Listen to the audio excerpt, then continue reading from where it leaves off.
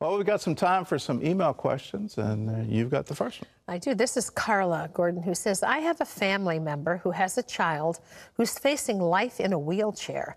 I am on my face before God for him. Now the rage and disappointment is settling into his heart. It's scary. I beg God for a miracle. How do I keep all of us from getting discouraged? Carla, that's a question for the ages. It's one of those, it's as old as the book of Job. Why do bad things happen to good people? You can stare at that question for a long time, and you can have a variety of answers to it.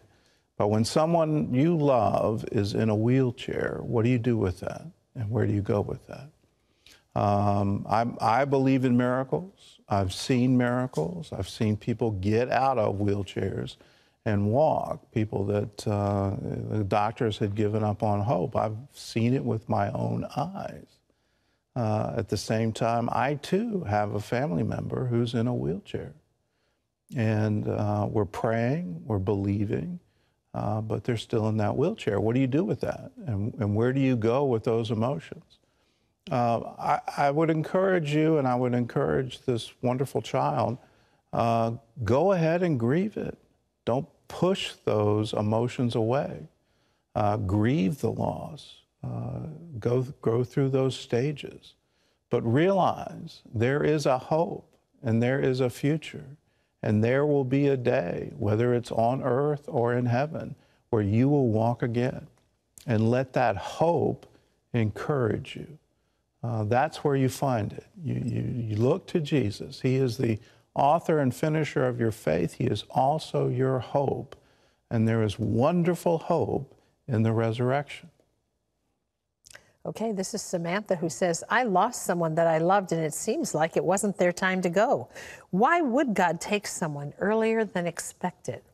Samantha, you may be blaming God for something he didn't do.